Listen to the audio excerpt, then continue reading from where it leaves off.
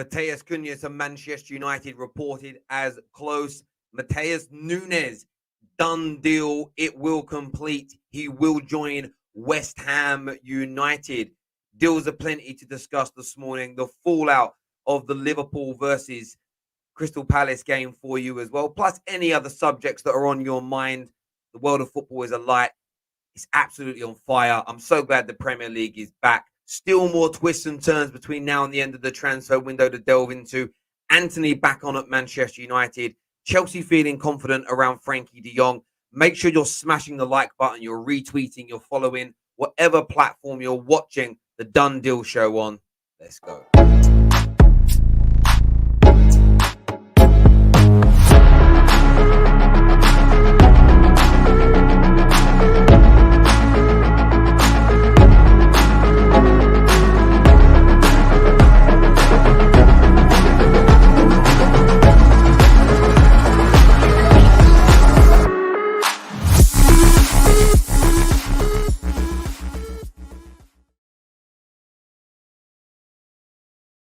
Lots to delve into this morning, lots to talk about, lots to discuss. The transfer window, as we've said, is absolutely on fire. We are, of course, as you can see, sponsored by our friends at OneFootball this morning. Scan the QR code on the screen or click on the link in the description below to get their app downloaded. As we've told you before, they are streaming one live Serie A game each week, plus highlights across the Serie A football on each and every weekend, and near live replays for you, on top of multiple other elements. Fresh, up-to-date news across all platforms, league tables, statistics, starting lineups, and much, much more. One of the best one-stop shops in football. Check out OneFootball right now by clicking on that link in the description or scanning the QR code. Lots to talk about this morning. I think one of the biggest news stories that maybe nobody expected to kind of happen and come through was kind of shot out of the blue yesterday. I want to start with it today. West Ham United. Wolverhampton Wanderers now closing in on Matheus Fernandes. I think I might have said West Ham earlier on. I have no idea why I said West Ham. If you heard me say West Ham, I have no idea why that came into my head. I don't even know I'm thinking about West Ham today. There must be another deal involving them I was reading about this morning. Apologize. Wolverhampton Wanderers. Done deal. Here we go from Fabrizio Romano in relation to Wolves picking up Matheus Nunes. This is a player who all summer I've seen Chelsea fans, Liverpool fans, so many supporters of so many clubs absolutely thorning over, and rightfully so, by the way. Like an absolute top player, an absolute top player, and one of which that I think has got a very, very bright future ahead. And the likes of Liverpool didn't want to do anything. Chelsea didn't want to do anything. I mean, one of the biggest catastrophes here is Manchester United. You think to yourself, what are we playing at? What's going through our minds here? We need a new midfield. This guy is available for a seemingly small amount of money, and Wolverhampton Wanderers are picking him up. Now, we know Wolves have this big connection with, of course, the Portuguese market. The owner of Wolves has a tremendous relationship and friendship with Jorge Mendes, who controls a lot of these players. Controls them, manages them, looks after their futures, controls their destiny to a certain degree, and helps get these kind of moves to come to fruition. But what a brilliant piece of business to bring in. Wolverhampton Wanderers fans should feel very, very happy indeed in relation to that deal going through. Haven't done much business, haven't done great business in a while, Wolves. They signed some good players. You go back sort of 4 or 5 years ago when they were landing the young Ruben Neveses, the Josses of this world, the real future stars of the Portuguese team. You expected more of that to continue. It kind of subsided for a while, but it appears that that's kind of behind them now, and they're back to really trying to pull in those serious individuals. Thank you very much here to Spurs Talk Show for becoming an official legend and super fan member of the Football Terrace. Your little Zelda sound. I think someone told me it was Zelda. I haven't played computer games for a long time. I don't know. But thank you for becoming an official member of the Football Terrace. I really do appreciate that, my friend. I do. What is your thoughts, Joseph? Is United already a dead club? Listen, when I see deals like this, I agree with you. Like Man United should be looking at these things. You are ugly. Oh, thanks. Um, I know I'm not, without sounding arrogant, very comfortable with how I look. But thank you very much for the feedback, my friend. I hope it's made your day a little bit brighter. And you probably need a hug. You need someone to make you feel better. And if you assaulting me makes you feel better, then I've still done my job. Use me as the punch bag for your life. I hope you find happiness, my friend. I hope you find happiness, my friend. Oh, Terry, you're a sexy boy. Thank you, Tim B. I appreciate that. And look at the guns on you in that picture. Mm. Someone here says Romero is tweeted. Romano is tweeted. Tell me what he tweets rather than just telling me he's tweeted. Man United have held talks with representatives of Matheus Cunha, and they appreciate the player, but Ati won't accept 50 million euros as a fee. Now, that's very intriguing indeed. So that brings us on to one of the main stories that's kind of circulating in the last 24 hours, and that has been that Man United are close to signing Matheus Cunha from Atletico Madrid for a fee around 50 million euros.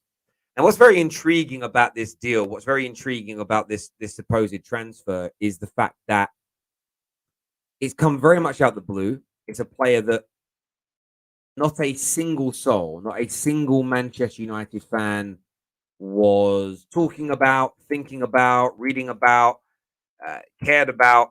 This isn't a player that anybody in football, I'm not going to say has no idea about. That would be a little bit disingenuous, but not a single person has linked Man United to this player all year. So I'm not going to stand here and say, oh, yeah, I've been watching him for years, baller. I mean, I saw people yesterday going, I'm actually up for this deal. And I'm thinking, what do you mean you're up for a deal for a player you have no idea about? Say you're open-minded about it. Maybe you're excited about it. But this is left field. And potentially 50 million euros. This isn't only left field. This is highly worrying, in my opinion. This is a player that doesn't really score, doesn't really create, can't get into the Atletico team, but Man United are looking to buy him. Almost identical to the Rabiot situation. This is a deal that Man United fans should be concerned about.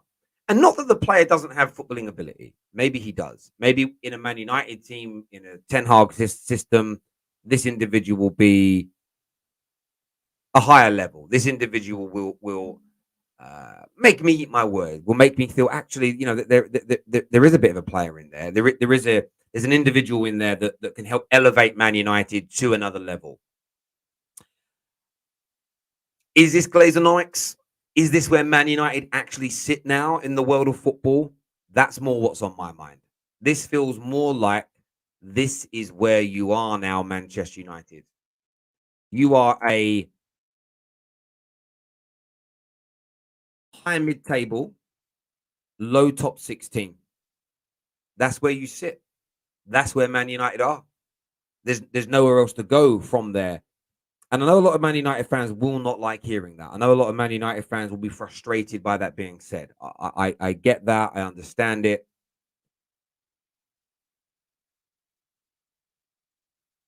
But that's how it feels. This is a player that I was looking at him this morning, and everybody knows, listen, eye tests are important. We know eye test is important. Okay, how a player looks, how good they are, right? We know. But equally, when you're an attacker, when you're a forward, a striker, an inside forward, an advanced winger, I don't care for the way it wants to be detailed. I mean, I think that's just almost a nonsense. When I look at these situations, I think to myself, how much are you creating? How much are you scoring? What are you doing as a football player?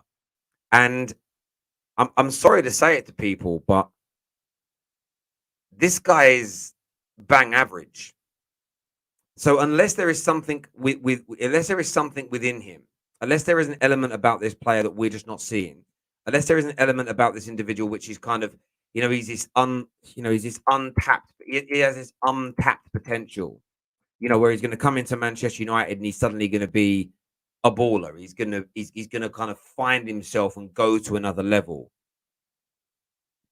at 50 odd million euros, Manchester United are going to find themselves in a difficult situation. There was something interesting that Christian Eckner put out today, and he spoke about Man United's interest in Cunha, Cody Gakpo, Icardi, players that Man United are kind of looking at and that they're interested in.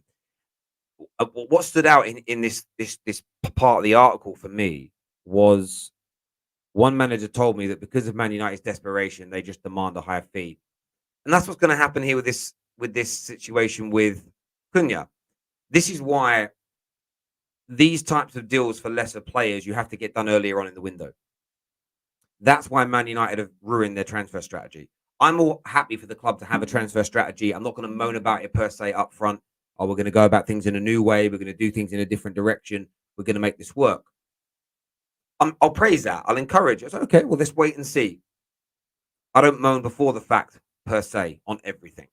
But I think what we've all realized is people like me that were supportive of this new way of doing it or whatever else were wrong. It seems, because we're now going for lesser quality players because we need new individuals. We've missed out on key targets, and what our rivals, both domestically and internationally, are now going to do is up the price.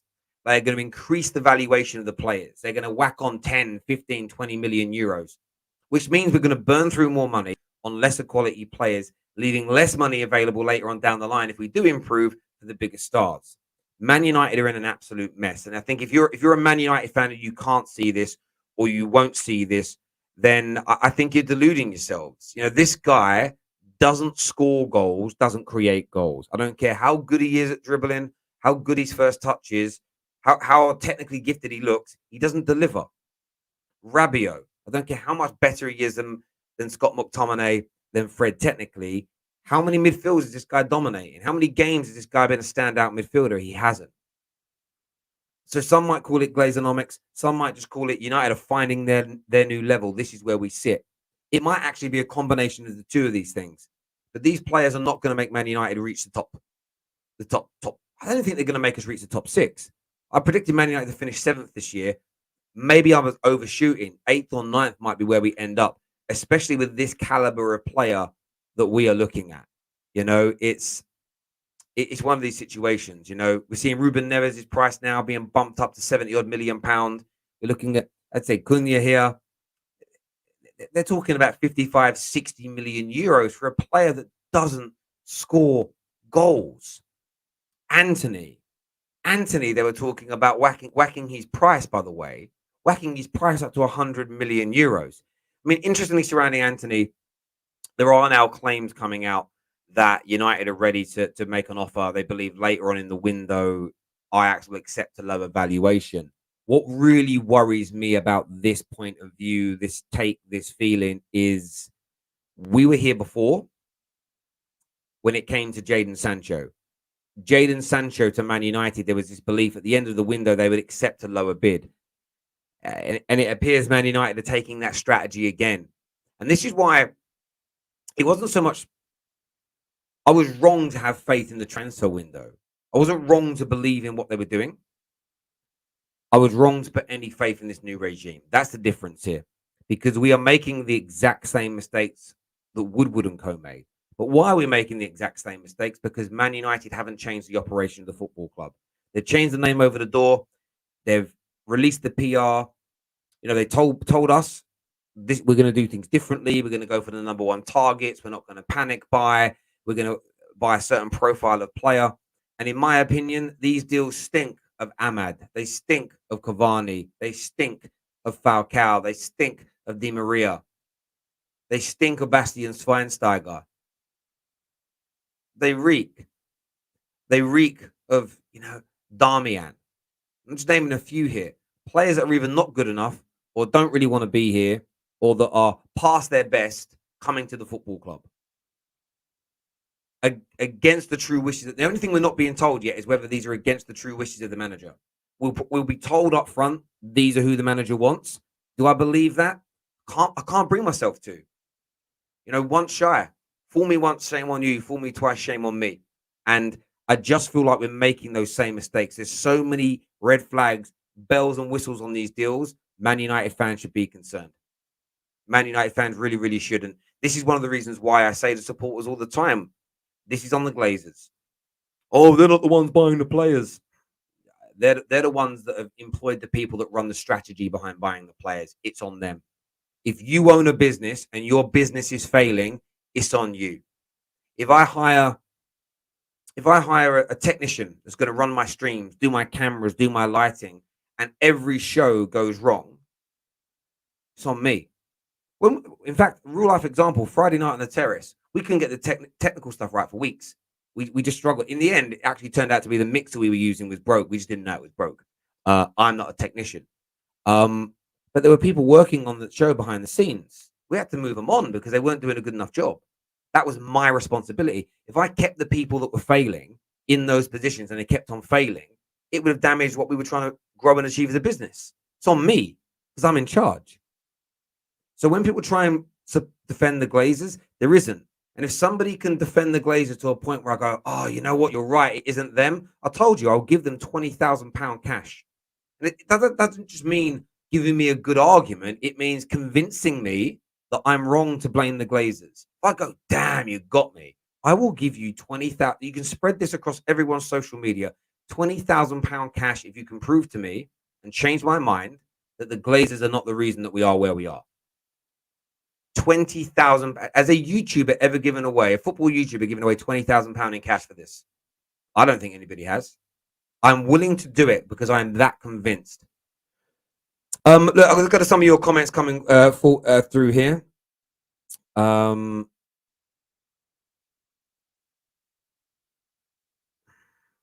a weird comment. Let's have a little look here from what people are saying. Terry, the board are clueless. I hear you on that, Neil. I do. As a United rival, I'm just trying to stay objective here.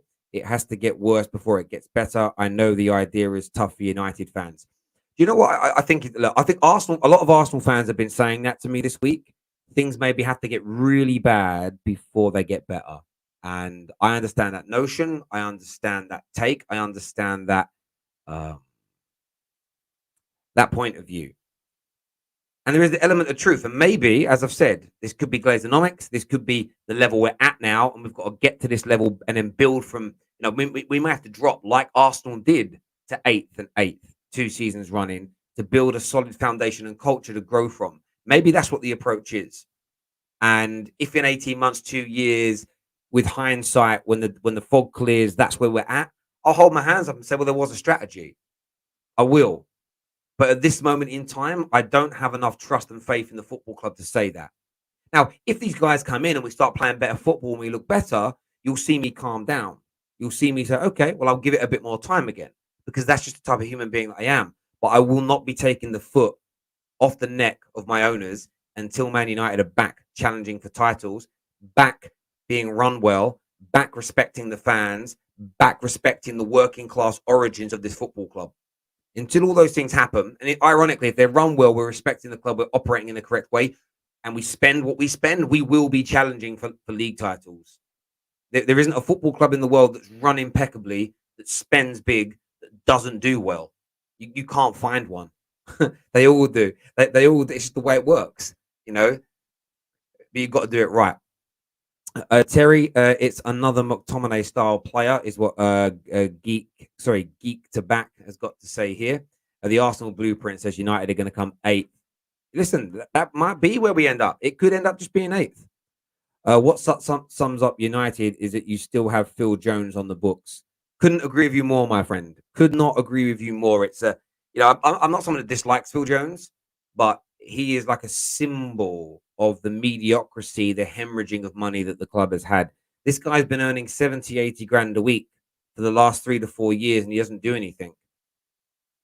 Like, that money could have been used to subsidize the ticket prices for diehard fans. Do you know what we're going to do? We're going to take Phil Jones's wages and we're going to put it into a pot. And anyone who's had a season ticket for over 40 years, we're going to give you a 25, 50%, 70%, 80%. Heck, we're going to give you season tickets for a year for free. That money could have been used better. Like, literally, that money could have been spent anywhere better. It could have been used to fix the leaks in the roof. It could have been used to, listen, millions of pounds he's been paid, and the club just wasted it on him. It's crazy. I don't blame Phil Jones, by the way. why not? They were still silly enough to give him a contract. Absolutely crazy. Absolutely crazy. Deepak here says Cunha scored 6 goals in 30 matches in the Liga. He is a fraud player. Even Antony scored 44 goals in 79 matches in the Premier League. And that is a great point. And I want to pull this up.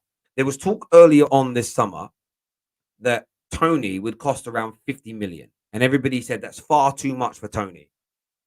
Ivan Tony is a superior football player. He is Premier League proven. He's of a good age. He has got the physicality, the strength, the speed to help Man United in the attack. Now, I'm not suggesting that he would even leave Brentford for Man United because Brentford are in a better position as a club. They're a better run club. They're growing. They're progressing forward.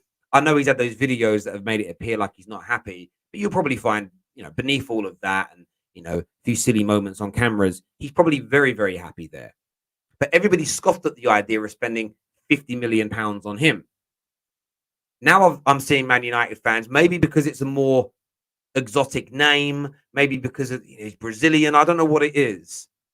But suddenly some people are happy to spend 50 million, 60 million euros on an absolute bang average footballer. Bang average footballer. So for me, when I look at this situation, I just think to myself, there's obviously I don't know what the bias is there. I think it's just the Brentford British player versus the Liga Brazilian player. Maybe it's that. People get kind of hoodwinked by the light, the smoke and mirrors and the lights and everything else. But go and try and buy Tony. Superior player in every single which way. Gives Man United something different. Very good focal point. Excellent on the ball. Can score goals. But we're not doing it. There have been so many signings this summer that Manchester United should have gone and bought. There have been so many individual players this summer that Man United should have invested in. There have been so many players this summer that have gone to rival clubs, have gone to other Premier League clubs. You've got Matheus Nunes, £38 million, joining Wolverhampton Wanderers. Better than every single midfielder currently at Manchester United, in my opinion. You've got Thangari, £32 million release clause. Now signed a new deal. That's been increased. 20 million for Paulinho. Have you seen him play so far in the Prem? Might only be 2 games. I've never seen Scott McTominay have a game like that. £20 million. 33 million for Onana. You've got Kamara. He was a free. He's joined Villa. I've watched him play twice now. I've watched 2 90-minute games of Aston Villa. They may not have been at their best yet, but he as an individual has looked impeccable. Manchester United are now going to spend 20 odd million pounds on Rabiot and could spend near 50 million pounds on a non-goal scoring attacker, a non-creative attacker, when you've got better quality for similar prices maybe available in the league. It is absolutely horrendous. They told us there was a plan, and for me, I can't see the plan. And that's why someone said earlier in the comments, well, maybe we've got to go backwards before we move forward. And I just want to say this, that's very frustrating for me to hear. That's very annoying for me to hear because, yes, we might have to drop the overall level of player. We're not going to go and buy the superstars. But there's still a plethora of talent in between the best available and the individuals we're looking at, and we haven't gone for them. Have we really fallen behind Villa? Have we really fallen behind Wolves? Have we really fallen behind Brighton? Brighton have got Caicedo in their team. Now, there's links that Arsenal and Man United are looking at him. We were linked to him last January. £4.2 million. United didn't try and buy him.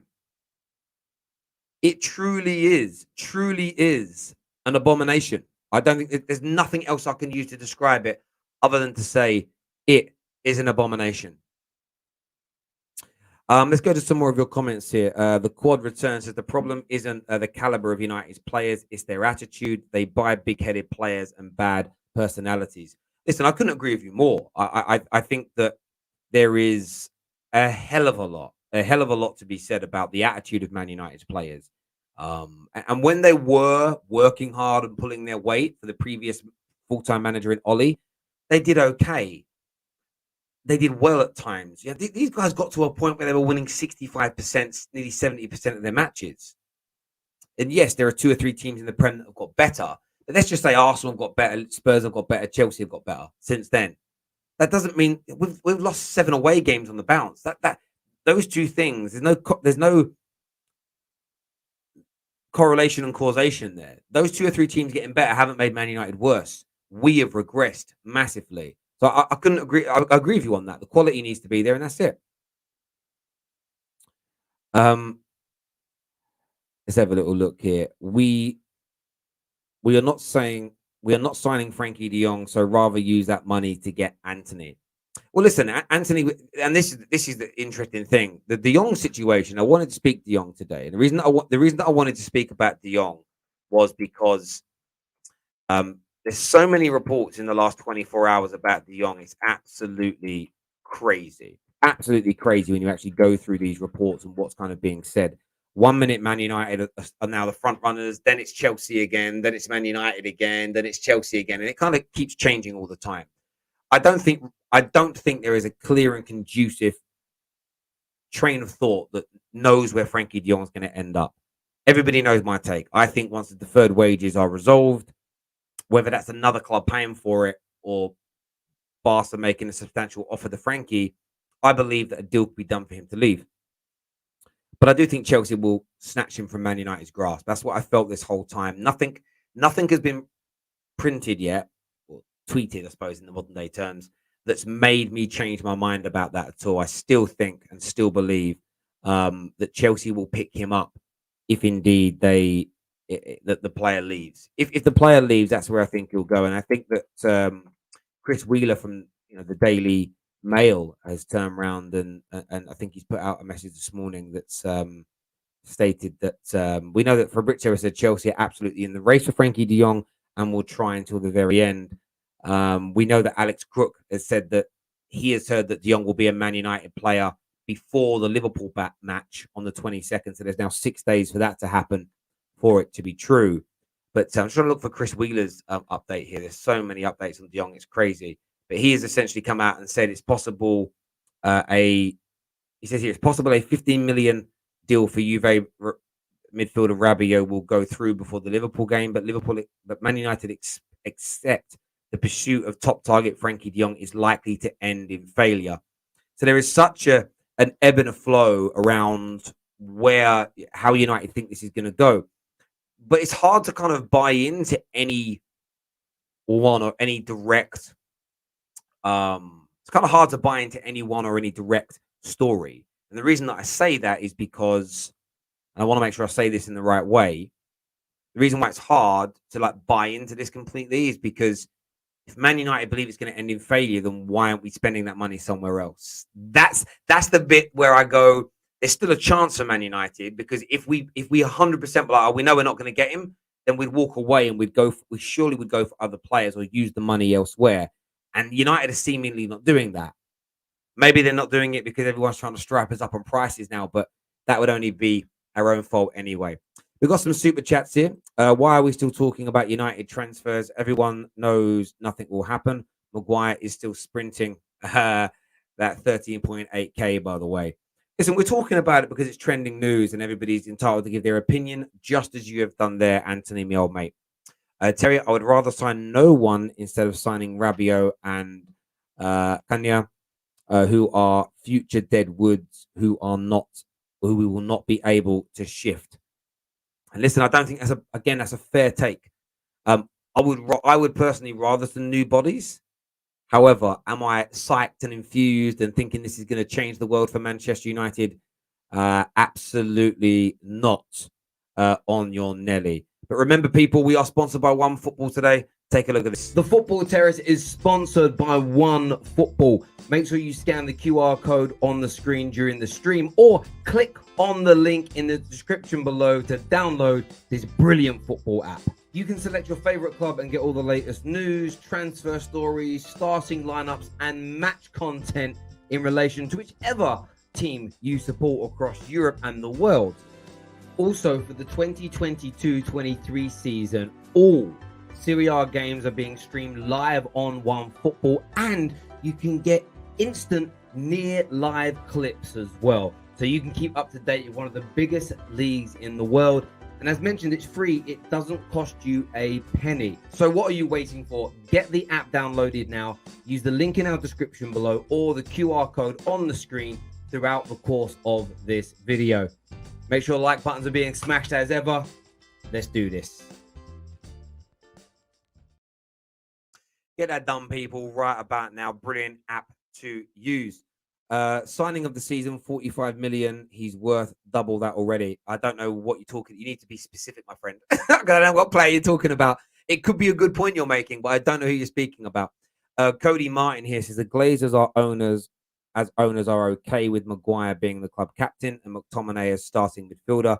They purposely sabotage the club in broad daylight. They definitely damaged the club. They definitely 110% damaged the football club. There's no doubt about that whatsoever. Gabriel Jesus. Jesus could end up being the signing of the season. I don't think there's a doubt about that. He is definitely a early contender. I don't think you can get away from that at all. What's everybody's thoughts on the Antony situation as well? I would love to know. Mama Flossie, good morning to you. Hope you're doing very, very well wherever you are around the world. Hope you're doing good. About Antony, the word is with Antony that Man United will go in with the new bid. The word is that Manchester United will go in and think they can get him for a lower amount of money. I want to get everyone's take. I want your thoughts and feelings on it. You've already had mine. I think it's very reminiscent of our original pursuit of Jadon Sancho that we got wrong. I want to know what you guys think and feel about that.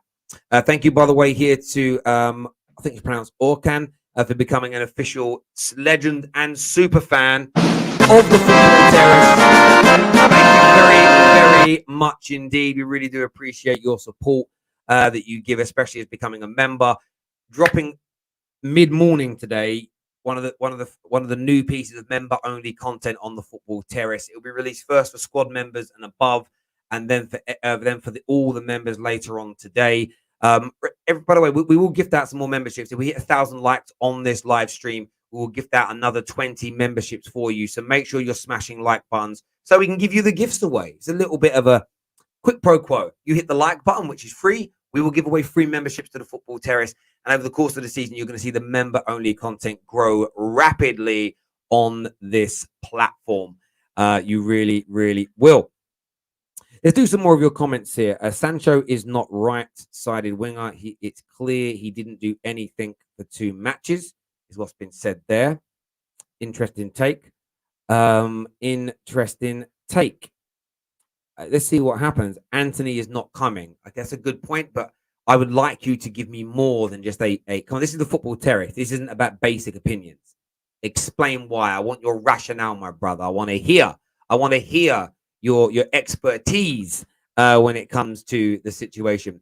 Now we are going to open up the line for you to come on and have your say. We're going to share the link in the comment section. So I want to see you guys come on and have your say this morning regarding. We're talking Nunes to West Ham United, the Jong updates, Antony. We're talking Matheus Cunha to Man United, 50-odd million pounds. Good, bad, indifferent. How are you feeling about this potential deal, especially Manchester United fans out there? I want to hear from you this morning. That link has now been shared across all of our platforms. I want to hear from you. By the way, everyone watching over on Twitter, thank you very, very much. We don't stream on Twitter as much as we probably should. Make sure you're giving this a little bit of a... give it a little retweet for us. That's what I'd like you to do. Give it a little bit of a retweet right about now. Quite a lot of you have already done that, which is brilliant. So thank you very much indeed. What are your comments on Twitter saying? Man United is a joke, is what Wilfred here says. Ghost Blue says, I've watched Antony in Ajax colours last season and also this season. The guy is a bit okay, but I don't think the Premiership will be good hunting ground for him. Genesis says, United, please risk 80 million for Antony. Please risk 80 million. Is that a Man United fan saying that? Probably a rival fan saying, please risk it and hopefully it goes wrong. Is what I expect. Jay here with the super chat says, when we sacked Ralph Ragnick, then I am scared this would happen. We still don't have a proper structure. This board may be worse than Woodward's regime, and I cannot imagine anyone doing a worse job than Woodward. Do you know what? It isn't even the sacking. It isn't even the sacking or the allowing him to go. You got to remember, Man United even allowed Ralph to like take the piss a little bit. Ralph was right in so much of what he said, and we kind of knew that. But where it's gone wrong is they allowed him to take not allowed him, but it's an ebb and a flow. They were happy at one point for him to be this consultant on a part-time basis whilst he was managing a nation. There was never going to be time. Like, Ralph was happy to do it. And I'm like, listen, and the club were happy for him to do it. And then Ralph kind of realized pretty quickly, there's no way I can do both. I think Ten Hag was like, nah, no, it ain't really for me. So like Ralph didn't take the piss, actually. I may be wrong in that. It's more just a case of the club should have given him a full-time job, and made him and Ten Hag work together and be like, listen, you've got your ideas, but we want to bring this and merge this together. I think that Ralph just got kind of caught in the Man United ethos very quickly of, I'll do this part-time job on the side of my desk whilst trying to run a national team as well.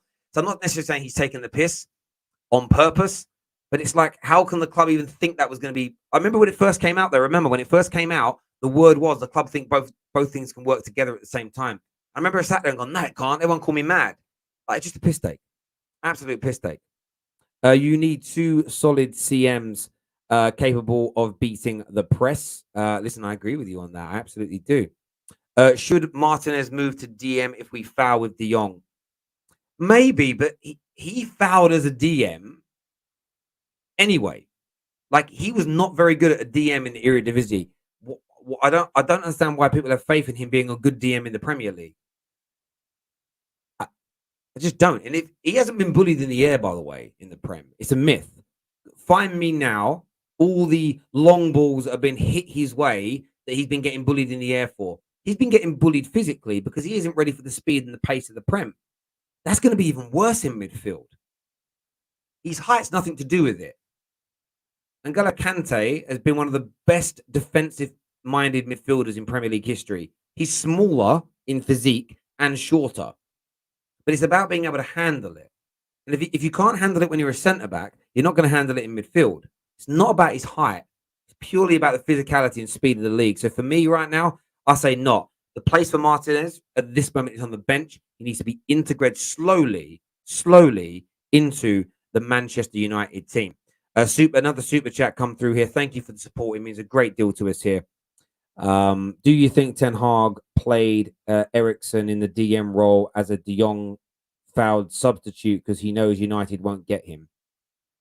Potentially. What I do find interesting is Christian Eriksen has lost the ball more times per game in a Man United shirt so far this season than Bruno Fernandes. And everybody was like, including me, this guy won't lose the ball as much, there'll be more control. It's funny how everybody's bad in a Man United shirt, isn't it? Which is why player agendas should be dropped to a degree. You should want better players, but stop taking it out on the players. Because there's a pattern here. Everybody we sign does bad. I didn't even agree. I agreed with two things on Gary Neville's list last night. Zlatan was a good signing. And Bruno for a period was a good signing. You'd still probably put Bruno in the green category because he started well, did well for 18 months. But he's slowly moving into amber and towards red. No one's amber, in my opinion. Everybody's red. Because even people like Maguire was good for his first year, gone backwards, been awful. Like, no one's maintained anything. The only person that probably gets a 100% green is Zlatan. And the irony is, he got more crap than any other player signed that year. Oh, he slows us down, he's bad for us. Man United fans forced him out of the football club. And he was our best signing in the last 9 years. Every signing has fouled. So that's why when I hear people say, drop Bruno and we'll be a better football team, I just think to myself, why is Twitter allowing you to tweet that? That should be considered against Twitter regulations, a violation of human intellect, and you should be banned. Because we must, as Man United fans now, have moved beyond, and we must have realised this isn't an individual player's fault. This isn't a system fault. This isn't a tactical issue, a managerial issue. This is how the club is run. But you know what? It makes better content to moan about a player and moan about a manager. And that's why, fan channels won't move away from it, because it's boring going after the Glazers. No one really wants to talk about it. Won't hit my quota. Won't grow. If I slag off Bruno, loads of people will like it and retweet it. When I slag off the Glazers, only for like 2 or 3 weeks of the year is that a popular subject. It's the facts. It's the facts.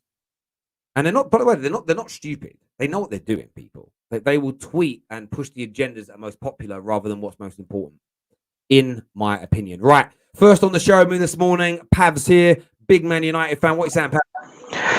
Morning, man. Boy, these transfers, man. It's a different story every single day. Cunha, from some of the games that I've seen him playing, like in the Champions League and that, he looked like, I'll be honest, he looks like the Brazilian Werner. But I wouldn't mind it, but not for that price.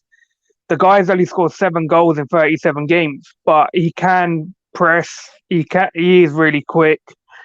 But I think he needs a lot of work doing. And at Atletico Madrid, someone with like his traits isn't going to work out at Madrid. Like you can tell with like what's happening with Felix, players like that.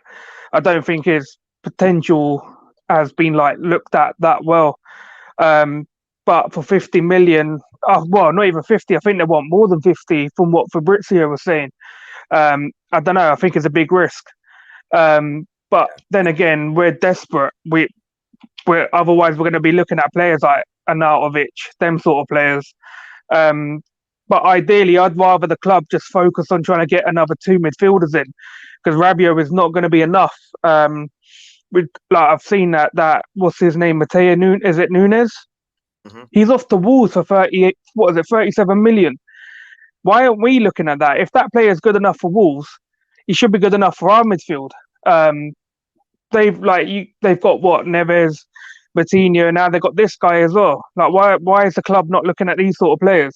I don't understand. Like, Rabiot cannot be our only midfield signing. I've literally given up all hope on this De Jong thing. I've seen that there's some journalists out there saying he will become a Man United player before the Liverpool game. There's probably a better chance of me getting with Beyonce, Cheryl Cole, than that guy being in the squad before Liverpool on Monday. There's no chance he's coming to this club. I mean, at this moment of time, our club's a joke. Any world-class player needs to reject Man United, because the club's a joke, the board's a joke, recruitment team's a joke, everything's a joke with this club. But I don't know, I think like it's desperation. Even with Antony, I don't want the guy coming to us now, not anymore. I've just got this feeling that we shouldn't be going for no more Eredivisie players. Even Van Basten, I've seen a couple of quotes from Van Basten about Antony saying that the guy loses the ball too much. He can maybe like dribble past a couple of people, but the amount of times he loses the ball, someone like him shouldn't be doing that. I think he's been quite critical of him, and I think like we look past all them sort of things just because of the hype of who he is and the amount of like fans that big someone up like him. But I don't know. I really don't know what's going to happen with the rest of this window. Like, I guarantee it, later on today or tomorrow, there'll be another link to another player, because we don't want to pay this. Like, even last week after we got beaten by Brentford on the weekend, journalists are saying that we haven't got any money. So, like, how is this club going to actually get players? Why are we linked to people like Cunha if we ain't got no money? I don't know. I don't know what's going on with these lot. I'd rather just, this club just, when they're going to sack them, just sack Arnold and Murta. I'll be happy with that. I couldn't care less if any other players come in. This, like, nothing's ever going to work for this club unless the Glazers go, or they get rid of their mates and actually bring in football people who have the proper knowledge to, like, take this club to where it needs to be. But we know that's never going to happen. We were sold lies at the beginning of what was it, April, when the guy went to the pub with all them lot and lied about everything there to their faces. But I don't know, man. Transfer window don't look good, mate. No, it doesn't look good at all. I totally get that. And I think that those, remember, that guy said 100, 200 million pound, we've got the money. And maybe we do, you know, and maybe we're being a little bit, maybe we're kind of being a little bit too downbeat and we're not seeing the wood for the trees. But people have got to understand, United fans have been put through the mire by this ownership. They really, really have. Pav, I appreciate you coming on, mate, and having your say. But I wanted to ask you this question. Do you think these signings are Glazeronomics, just spending less money? Or do you actually think that we've fallen to such a level that this is the only level of player that Man United can sign? I think it's a bit of both. Usually, like, when big stars leave the club, they will go out and buy a shirt seller. We haven't really looked at it. Well, I don't know if you could say Frenkie de Jong's a shirt seller because even though like he's a world-class talent, he's not really a social media guy like your Pogba's and stuff like that. So I don't know, maybe they can't afford these shirt sellers anymore. I've seen a load of stuff like on Twitter about the finances of Man United this morning. I have no idea what the policy is anymore. It looks like they're trying to spend as little as much. I remember Arnold saying this year we're okay, but next year we're basically effed. So I don't know. I really don't know what the plan is. Like the Rabiot thing, I think it's just, you could say a cheap signing because the guy's got 1 year left on there, but you have to understand no one else was looking at that guy. No one else wanted him. But you probably could have got better talent for a little bit more, like your Tillemans and even Conrad Lema. I don't understand why the club's not looking at someone like him because he'd fit in perfectly with the pressing style in midfield. And he wouldn't have costed much, about what, 15 to 20 million euros. But I really don't know what their policy is at the minute. I'm sure next year when Ronaldo leaves, because clearly the club's keeping him hostage for financial and commercial reasons. Maybe they'll try get a shirt seller next year because they're going to need one. I understand that. I do. Listen, good points being raised there. Top man Pav will speak again soon. Thank you very much, man. And do you know what's interesting about it is this? Like, I don't want shirt sellers at Man United. And there are more than one way to skin a cat. You think about Basuma. You think about Caicedo. You think about Benjamin Sesko that we looked at this summer that was deemed too expensive. Buy these players before everybody wants to buy these players. This is what a top club would do. Even if they're running out of money, right, we need to change their approach. We can't afford the 70, 80, 90 millions. Why don't we go and find these players at 18, 19, 20? Why don't we go and go to Leipzig? Why don't we go to Brighton?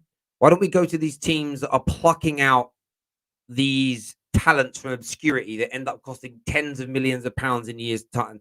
Take their heads of recruitment, take their directors of football, bring them into Manchester United and go with that approach. It might take 3 or 4 years to get to a point where you have a team that's ready to compete because you've got to nurture these players and develop them. By the time you've done that, you can build your finances back up. But Man United still have the same level of debt now as when the Glazers took over. We're taking huge amounts of dividends out of the football club. The club, in the last 10 years, Man United's owners have taken £154 million directly out of the football club and invested not one penny of their own money. You compare that to Manchester City, who I think have pumped in over 700 million pounds of the owners' money. Chelsea, 600 million. Arsenal fans, as much as I know they're against the Cronkies, a lot of them, Arsenal's owners have pumped in 200 million pounds of their own money. Man United's owners have made profit directly of 150 million pounds from the club, not to mention what they make off the stock market. Now, if we were on the stock market and they made 300, 400, 500 million pounds and they took that cash and they pumped it into the club, they paid a debt off. They went and got the best recruitment team across Europe, the best director of football available across Europe. That's what good owners would do. But they spend money, Terry. They spend the club's money on the wrong people. They waste our money. It's crazy. It's like saying, oh, Terry, you know Terry, right? Terry looks after old people. He's so good, you know. Have you seen how much money he spends on old people shopping? Well, it's the old people's money. But instead of buying them their proteins and their vegetables and their fruits. Terry goes out and buys them cider and beer only. There's no food in the fridge. He just buys all these old people beer and wine and vodka. That's what they do. They spend our money on non-essential things or poor things or bad things. They don't buy the essentials. I would not be a good person for looking after old people if I took their money and spent it on things they didn't need. And then they have no money left for the essentials. That's not being a good owner. Like I've said, if someone can change my mind about the Glazers, I will pay you £20,000. Clip this. Anyone, any YouTuber, any journalist, any rival, you come on and give me a compelling argument where I go, God damn, I don't even have a response. You've changed my mind. I will give you £20,000 in cash. If you can do it, I might even set a booth up. Set up somewhere in London on a table with some cameras with a change my mind about the Glazers sign, and I'll give you £20,000 cash. If someone can do it, I'll have the cash there in a box. We'll need some security though. But 20 grand in a box. One of them see-through briefcases, and I'll give it to someone straight up if they can show me why the Glazers aren't to blame. And if you can't, then you get on my wavelength and you start to take money out of the football club. That's the deal. That is, I'm willing to give away £20,000 cash of my own money to prove I'm right. Not so I'm better than you, because I want my football club fixed. £20,000. Spread the word, people. I guarantee you I don't get a single DM from a single content creator, journalist, TV presenter asking to take me on the challenge. I guarantee you no one DMs me. Do you know why? Because they know I'm right. But for some weird reason, they don't want to come out and say it. Not because they want to side with me. These people don't have a personal issue with me. I don't get why there's so many Glazer simps, Glazer apologists. I don't understand where they're coming from. But let me just say this again now. £20,000 I'm willing to give away to anybody who can sit with me on camera or in my studio with me or somewhere in London. We'll record it and put it out there. Who can convince me that the Glazers are not the biggest problem at Man United, that they are not the reason that we are where we are today. Do that, and I promise you I will give you £20,000 cash. A compelling argument that makes me change my mind, that I cannot debunk, rebuttal, or anything along those lines. £20,000 cash to the person that can show me that I'm wrong about the Glazers. And equally, I'll throw in an extra £10,000 if you can give me a better way to get rid of them than pulling the money out the football club. So £30,000 I'm willing to give away. That's an incentive for you. You might as well come and do it. Give it a go. What are you going to lose? What have you got to lose? Nothing. I'm asking for nothing for it. But I am that convinced I'm willing to put my money on the line that I know this is the way to fix the football club.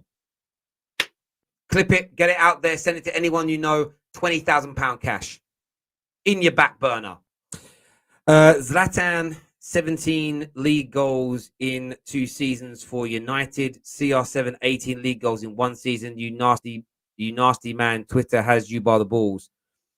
Well, Zlatan's second season is an absolute myth. Now, you might be very young and don't remember 7-8 years ago. You might only be like 15, 16, 17 now. So you were a kid back then.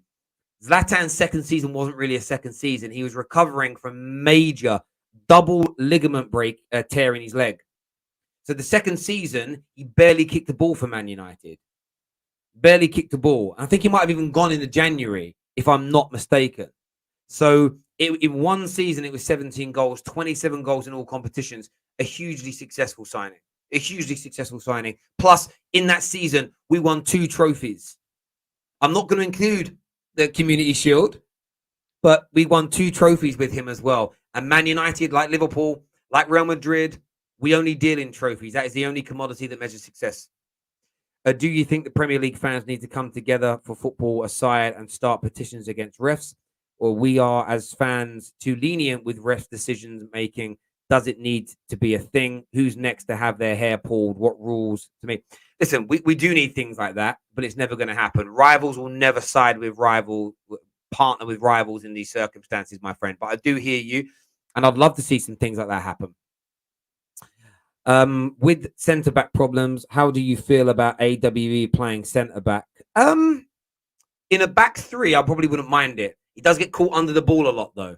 If it was a back three, I wouldn't mind so much. Maybe that's what Man United have got to go to. Not just for Chelsea fans, but all Premier League fans need to do a thing now. The FA somehow said that when reviewing it after the game, can't lie, I'm quite concerned as a Premier League fan that the rules are what I'm lost at this point. Listen, we just need to hear what's being said, and then you can hold them to account. Once they start, you hear what they've said, then we know what they're doing. They said no after reviewing it. That's crazy. Yeah, but I want to hear what they've said. I want to hear the rationale. The rationale is where you really understand what's going on. Tez's future girlfriend, Terry, Teza, I bet you 100K. I don't know what the hell that means. That is really weird. That's the weirdest comment I've ever seen in my life. Listen, I'm not flexing financially, by the way. I'll just give the money away. It's not about flexing financially. It's about how confident I am in what I say. Right, next on the show, I'm going to Orchie. Orchie is a Tottenham fan. What are you saying, Orchie? Hello, mate. By the way, I was the one who just subscribed as a super fan. You couldn't say it's auction, but a lot of my friends call me Orchie. There we go. There we go, my friend. How you doing, that Mel? How you doing? How you doing? Good, mate. I'm good, thank you. Yeah, just wanted to talk to you a little bit about, United and what's going on. I know, like, we've spoken before, and, I'm 44 years old, and I remember the golden years of United and Arsenal, to be honest. Like, obviously, I grew up in the 90s and the 2000s. And, I mean, I've been a Spurs fan all my life, even though I was originally born in Turkey, and I moved to England when I was 10 years old. But, as a Spurs fan, I was always in awe of watching United and even Arsenal, in the 90s and the 2000s. And always annoyed that, like, especially United would come and get our best players like Berbatov, Sheringham, all these kind of players. But especially with United under Alex Ferguson, they always seem to... I mean, what happened to United's academy? Because they were so good at producing even like their own talent and mixing that up with, the current sort of creme de la creme of players. I mean, obviously, owners change, but I always understood that, especially teams such as United, Arsenal's of this world, they have a set backroom, academy, backroom staff, coaches that are there for 10, 20, 30 years, career coaches that are bringing a lot of these, like, the Nevilles of this world and the Beckhams of this world, and that seems to have really dried up for United, which is another worrying thing. It's sad to see. I think what's happened with Man United is very simple. We're not the biggest fish in the pond anymore. Manchester City's academy attracts top class players. Chelsea's academy, top class players. Arsenal academy. There's so many more academies now that are on as higher level or a higher level than Manchester United. So you're fishing in a more difficult pond than before. Yeah. But we don't have a strategy. And I'll tell you what the biggest issue in the last decade has been with developing our academy players into our first team. Our academy teams are playing a different style of football to what our first team managers have been operating in. There's no way that our when LVG was our manager, there was no way that our academy had been playing the type of possession-based football that he was trying to play. You then went to Jose Mourinho, very different style again. You then went to Oli, where there wasn't much. It was a counter-attack style football, really, quick, fast, fluid movement in the attack. That wasn't how our academy played. Same being said now. Man United don't have... There should be, for both the men's and women's teams, right from under sevens at boy and feet girl level, right through to the first teams, there should be the same style of play from front to back, universal. On top of that, what you then do is when you loan a player out, you only loan them out to a football club who plays the same style-ish of football. So when they come back into Man United, there is a level of cohesion. Man United are so poorly structured in every single which way. It's going to be so hard to develop our young players. They come into the first team and they're suddenly playing a style of football that for the last 10 years of their development, they haven't played. It makes zero sense. There's a reason why not every player is good enough. But if you're a Barcelona, peak Barcelona, how you play in the academy is how the first team plays. Ajax is the same. Southampton is the same as an example. Man City, that's why these youngsters come off the conveyor belt at City and they look like machines. It's like, well, why they all look the same? because from the age of 8, 9, 10 years old, they're trained to play football a particular way that the club's philosophy dictates. When Pep Guardiola leaves, the first team are not going to change their style dramatically from how the academy plays it, because you ruin the development of these youngsters. It isn't even difficult. It's basic stuff. Like, it doesn't make, it's a bit like this. Imagine you go through your basic training to work for a company, 6 weeks basic training, but all the stuff you're being trained to do, like in the training process, is not what you have to do in your day-to-day job. Imagine you go to medical school, and what they teach you in medical school isn't the reality of real medicine. You foul. It's just stupid. That's what Man United do. We're training doctors to be accountants and then go operate on someone. It's just mental. We're mental, mate. We're absolutely mental as a football club. It makes zero sense, and we're absolutely in the mud. I wanted to ask you the question I asked Pav, though. Do you think Man United signings, the Rabios, the Cunhas, do you think that's Glazonomics? We don't have any money? Or is that a case of we just can't attract better right now? People don't want to join. I think, I think that's probably the case, because like you were saying, basically everyone's seeing the kind of the problems that United, not just having these last couple of seasons, but probably best part of almost 10 years, certainly since Alex Ferguson's left. It's quite clear that little by little, it's gotten a lot worse these last few seasons, but certainly you can see the demise over time. And I think, when you got, even though I'm not a big fan of Arteta's, even when you look at the kind of the progression under Arteta that even teams like Arsenal are doing, because probably United have kind of dropped that one level below to, the Spurs, Arsenals of this world. Because, obviously City and Liverpool are on a complete different level, operating on a complete different level. And so, I guess United, especially in the last 4, 5, 6 years, have had to kind of fight with the likes of Spurs, Arsenals of this world, in trying to attract the best of that, the best of the rest kind of players. And those are looking at, they're looking at the progress at Spurs. They're looking at the progress at Arsenal. And at the moment, they are looking like the clubs which are sort of going places, if you know what I mean. They're kind of on the corner of something maybe special. I mean, it's even, I don't want to trump up Tottenham, but you look at, obviously, as I think in a previous live chat with you, I said, about 10 years ago, I remember Levy specifically couple of these open letters writing to fans saying, look, we want to get to that next level, but in order to do that, we can't do that in a 36,000 capacity stadium. We can't do that with the current infrastructure that we have. So what we want to do, first of all, is to sort out the training facility, sort out the stadium. And then we'll be able to attract, obviously, with that kind of infrastructure, you're going to get more better quality players who are going to want to come and sign for Tottenham. And also we'll be able to offer better wages to, be able to keep up with the Arsenals and the Liverpools and the, Manchester Uniteds of this world, who obviously offer much better wages to players. So when you look at that kind of plan, if you like, long-term plan, that's all. When you kind of now look at where Tottenham are, that's all come to fruition, really. I mean, it's proven that, that is exactly what they're trying to do. And now, obviously, they go and get a world-class manager like Conte. And all of a sudden, things are really falling into place to attract the like the Basumas of this. I mean, I honestly can't imagine, say, even 3-4 years ago, if Tottenham, if Arsenal, if Man United went for players like Basuma, players like even Richarlison. These players would have chosen United without even a single thought. Now, obviously, I don't know if United went for these kind of players.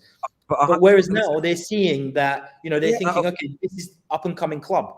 Mm-hmm. So I couldn't agree with you more, mate. You're absolutely spot on. And if I'm the agent of these players, I am telling them to steer clear of Man United. United have had, some will say 1, some will say 2, some might say 3. But Man United's succession of signings, as in how successful signings have been since post-Fergie, everybody's failed.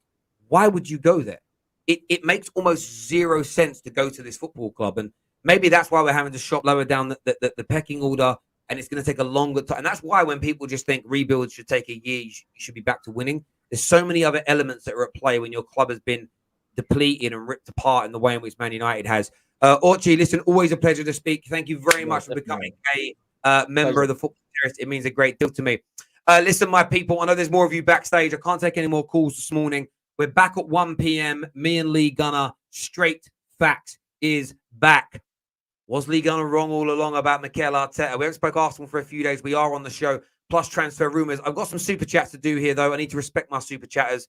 Darwin Nunes last night. What do you think? Let me just say this about Darwin Nunes last night. He let Liverpool down. He let himself down. He let Jurgen Klopp down. It was a disgraceful headbutt. It was an even worse performance. He is raw. He will score goals. He will become a good player. But you saw his rawness last night. He headbutted the player because he was angry at his performance, because he was having an absolute shocker. An absolute shocker. And you very rarely see that ill discipline from Liverpool. That'll be something that dressing, forget Klopp, that dressing room will be flushing that out straight away. So you're telling me a disabled little Tommy who goes to a game every week, seeing those players as heroes is stupid and don't have love for the club. I'm not blaming any child for anything, because children, I'm not saying children are stupid. I have 3 children, but they are not thinking like adults. They're not meant to think like adults. Children should be loving the football club. And of course, they've got heroes at the football club. And I've said it before, let's not try and like push me into a corner and act like I'm calling everybody out for this. I spoke to a guy only last week who was taking his son to a game. His son's been very, very ill recently. He's now better, and it was a treat for his child. I completely understand that, and that is not who I'm talking about. You know that.